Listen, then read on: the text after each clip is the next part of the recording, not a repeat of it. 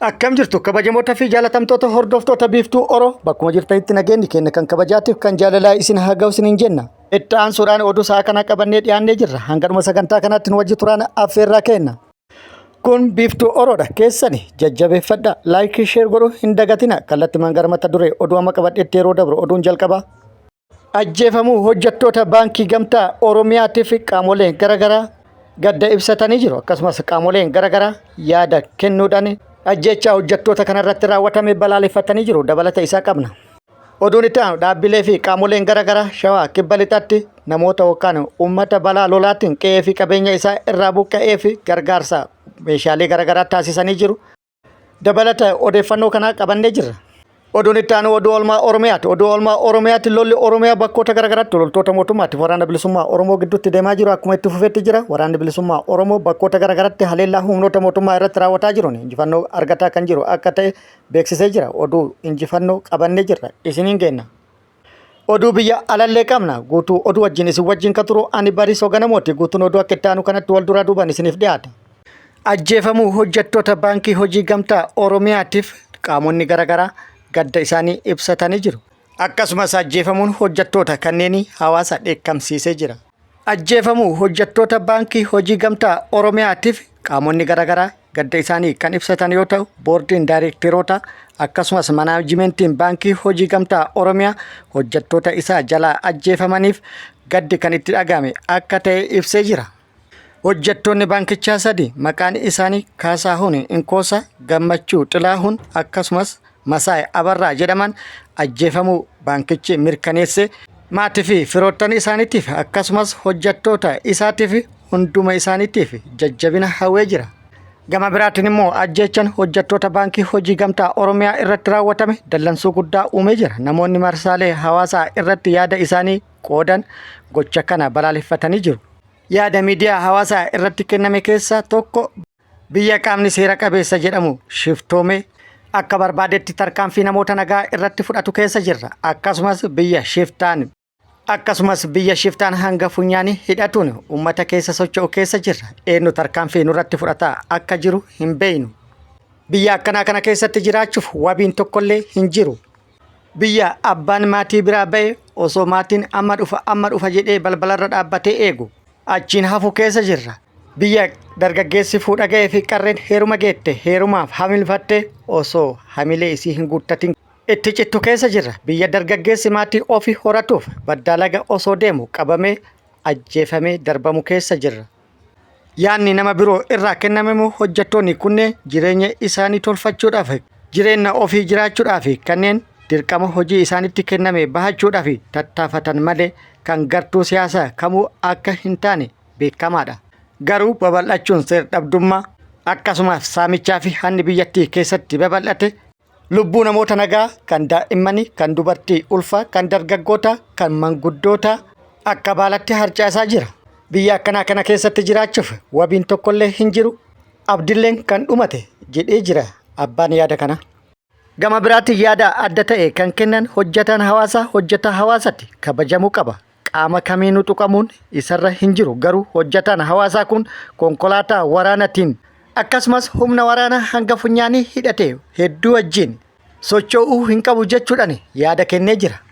Kana boodas yoo ta'e hojjetaan hawaasaa ta'uu beekee konkolaataa waraanaa kamiinuu socho'uu kan hin qabne akka ta'e eenyullee irraa baruudhaan kana boodas dogongora uumamuu danda'u irraa of ittisuuf of eeguun kan barbaachisu akka ta'e dhaamee jira. Oduun itti aanu kun oduu gammachiisaadha. Lammiitu lammiif birmata jechuudhaan qaamoleen garaagaraa namoota yookaan uummata kibba lixa shaggaritti balaa lolaatiin qe'ee isaanii irraa buqqa'anii fi deeggarsa taasisan yookaan gargaarsa taasisan itti fufanii jiru. Haaluma kanaan godina shawaa kibba lixaa aanaa iluu ganda wareersoo qallinnaa fi akkasumas ganda muloo saattaayitti namoota balaa lolaatiin qe'ee fi qabeenya isaanii irraa buqqa'aniif dhalattoonni aanichaa deeggarsa gosa garaagaraa taasisaniifi jiru. Deeggarsa taasisaniifis galatooffatamanii jiru.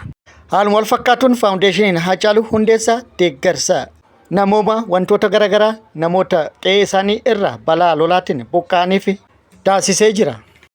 Gootittiin haadha warraa gooticha aartist Haacaaluu Hundeessaa aadde Faantuu Damissoo fudhateettu faawundeeshinii Haacaaluu Hundeessaa kan taate gargaarsa garaagaraa mallaqa guddatti tilmaamamu qabachuudhaan maqaa faawundeeshinii Haacaaluu Hundeessatiin hawaasa ganda Qaarsaa Boombii kan balaa lolaatiin qe'ee fi qabeenya isaanii irraa buqqaaniif geessitee jirti. Meeshaaleen bifa gargaarsaatiin geeffaman firaashni 132 qarshiitti yoo tilmaamamu 200,048 uffata halkanii yookiin immoo birdilibsii ta'uu danda'a 107 qarshii 100,023 fi 400 waliigala qarshii 371 fi 400 tilmaamamu namoota qe'ee isaanii irraa balaa lolaatiin buqqa'aniif geessitee jirti. Haaluma wal fakkaatuun waldaan misooma Oromiyaa namoota balaa lolaatiin qe'ee isaanii irraa buqqa'aniif deeggarsa taasisee jira. Waldaan misooma Oromiyaa deeggarsaan meeshaalee garaagaraa garas kan geesse yoo ta'u tokkoffaa daakuu kuntaala 20 qarshiitti yoo tilmaamamu 200,000 fi 4,000 fi 200 firaasha 70 qarshiitti yoo tilmaamamu 129 fi 500 akkasumas huccuu halkanii 50 qarshiitti yoo tilmaamamu 64,000 afraffaa zayitii liitira 200 qarshiitti yoo tilmaamamu 58,800 fi 800 shanaffaa kikkii misira kiiloogiraama 75 qarshiitti yoo tilmaamamu qarshii 15,000 jahaffaa barbarree kiiloogiraama 8 qarshiitti yoo tilmaamamu 4,800 waliigala meeshaa tilmaama qarshiitiin 400,000 76,000 fi 300 ta'u gumaachee jira. Haaluma wal fakkaatuun waldaan qaxxaamura fannoo diimaa Itoophiyaa damee Oromiyaa hawaasa qe'ee fi qabeenya isaanii irraa buqqa'aniif yookaan immoo balaa lolaatiin qe'ee isaanii irraa buqqa'aniif deeggarsa namoomaa taasisee jira.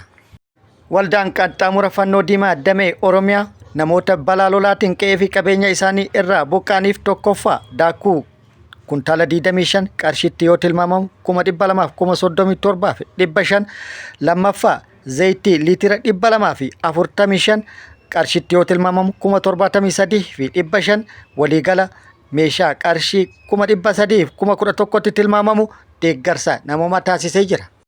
Walumaa galatti dhaabbilee fi qaamoleen garaagaraa deeggarsa namoomaa kana uummata qe'ee isaanii irraa balaa lolaatiin buqqa'eef kan dhaqqabsiisan yoo ta'u qaamolee fi dhaabbilee uummata kanaaf deeggarsa namoomaa taasisan kana hawaasni bal'aan galateeffatee jira. Nulleen maqaa miidiyaa keenyatiin yookaan chaanaala kanaatiin galata guddatu isiniif mala galatoomaa jennee ni jirra. Dhumarratti qaamoleen gargaarsa taasisan kun gargaarsi kun ammaaf uummata kana haa ga'u malee gahaa akka hin taane ibsuudhaan itti fufuu akka qabuu fi qaamoleen gargaaruu danda'an gargaarsa barbaachisaa ta'e akka taasisan waamicha taasisanii jiru. Nulleen isiniin geendee jirra.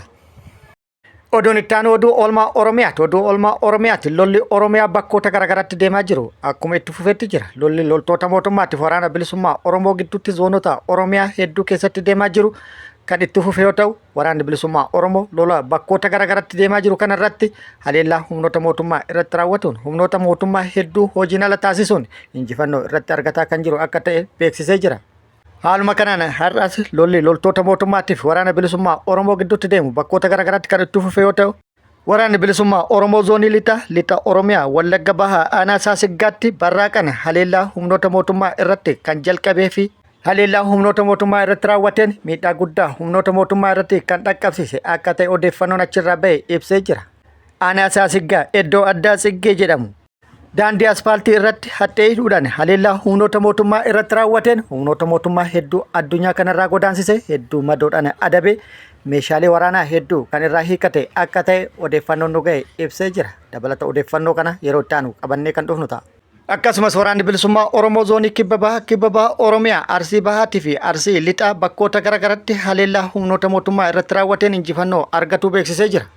Arsii Lixaa aanaa Nageellee Arsii ganda Bobbaasoo Reejii jedhamutti haleellaa humnoota mootummaa irratti raawwateen humnoota mootummaa hedduu miidhaa irratti dhaqqabsiisuun injifannoo boonsaa irratti kan argate akka ta'e waraanni bilisummaa Oromoo beeksisee jira.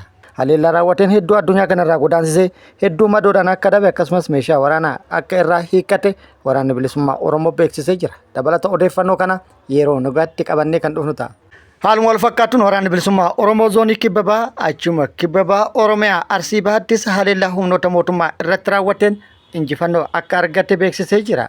Arsii Bahaa aanaa Xiichoo ganda Soolee Caffaa iddoo addaa Kurruu jedhamutti haleellaa humnoota mootummaa irratti raawwateen humnoota mootummaa irratti injifannoo argatu beeksisee jira. Hagayya 16,2025 haleellaa humnoota mootummaa irratti raawwateen humnoota mootummaa hedduu hojiin ala akka taasise waraanni bilisummaa Oromoo beeksisee jira. Walumaa galatti lola Oromiyaa bakkoota garaagaraatti deemaa jiru irratti waraanni bilisummaa Oromoo ol aantummaan injifannoo gagabbataa argadhaa jira kan jedhe yoo ta'u, gama biraatiin immoo mootummaan miseensonni waraana bilisummaa Oromoo hedduun galaa jira jechuudhaan kan labse yoo ta'u, isa kana immoo woboon haaluu guyyaa kaleessaa isiniin gennee turre. Woboon akka jedhetti isa kana dura galeeyyuu mana hidhatti darbuudhaan mana hidhaa baasanii ajjeesuun reeffa isaatu bineensa nyaachisaa jiru. Kunis lixa shaggaritti miseensa waraana bilisummaa Oromoo kana dura gale mana hidhatti darbuun yeroo dheeraaf dararaa erga turanii booda dararaa irratti raawwatamaa jiru qolatuuf yeroo inni tarkaanfii fudhatetti haleellaa irratti raawwatu lubbuu isaa galaafatanii reeffa isaallee waraabessa nyaachisuu odeeffannoon bahee jira. Oduu biyya alaatiin uummanni Suudaan beela hamaa saaxilamuu irraa kan ka'e soorata beeladaatii fi akkasumas nyaata faalame nyaataa kan jiran akka ta'e himamee jira. Uummanni Suudaan magaalaa Alfaashir keessatti jiraatu soorata beeladaatii fi akkasumas nyaata faalame nyaataa kan jiraatan akka ta'e sagantaa nyaata addunyaa WFP'n beeksisee jira. Sagantaan nyaata addunyaa WFP yookaan immoo World Food Program waraanni waliin Suudaan keessatti gaggeeffamaa jiru magaalota keessatti rakkoo namoomaa uumeera jedhee jira. Sababa kanaan jiraattonni magaalaa Alfaashir keessa jiraatan nyaata bineensotaatii fi nyaata qorraa ciccitaa akka filannoo isaaniitti taasisuun hafanii jiru jedhee jira dhaabbatichi. Kun akkuma jirutti ta'ee namoota gara 250 ta'an nyaata bitachuuf qarqaarsa dijitaalaa kan taasise yoo ta'u, dhiyeessi nyaata gabaa irratti argamu hir'achuu fi fedhiin dabalaa akka jiru ibsee jira. WFP'n itti dabaluun magaalattitti qarqaarsi nyaataa hatantamaan barbaachisu kana dura kan hin argamin yookaan hin mul'atin ta'uu ibsuudhaan aangaa'onni tarkaanfii akka fudhatan waamicha taasisee jira. Oduun itti aanu hojjettoonni daandii qilleensaa lagannaa hojii jalqabnaan daandiin qilleensa Kanaadaa badallii hunda adda kutuun himamee jira. Hojjettoonni daandii qilleensa Kanaadaa Air Canada guyyaa kaleessaa jechuun hagayya 16,2025 lagannaa hojii sa'a 72f turu jalqabnaan dhaabbatichi badallii hunda adda kutuu beeksisee jira. Tarkaanfiin lagannaa hojjettoonni raawwatan kun karoora imaltoota 130,030 danquu danda'a jedhamee jira. Gamtaan keessummeessitoota Air Canada 10,000 bakka bu'u tarkaanfii sa'aatii 72f turu sanbata ganama guyyaa kaleessaa jechuudha jalqabee akka itti fufu mirkaneessee jira. Kanumarraa ka'uun daandiin qilleensa biyyattii badallii hunda adda kutuu himuun imaltoonni daandii qilleensa biraatiin imaluuf yoo ta'e malee gara buufata qilleensaa akka hin deemne beeksisee jira. Keessummeessitoonni yookaan hojjettoonni Air Canada daballii mindaa fi yeroo xayyaarri lafa jiru hojii hojjetaniif akka isaaniif kaffalamu gaafataa jiru jedhamee jira. Kanarraa kan baratamuu qabu garuu mootummaan mirga isaaniiti jechuudhaan itti dhiise malee dhiibbaa tokkollee irratti hin uumne odoo biyya keenya ta'e balaa meeqatu bu'a tilmaamuun naman dhibu. Ati ilaalcha adda qabdaa ati kanasitti qindeesse akkasumas maqaa biroollee itti kennuudhaan hedduu mana hidhatti guuruu irra mariidhaan rakkoo jiru furuun kan irraa baratamu.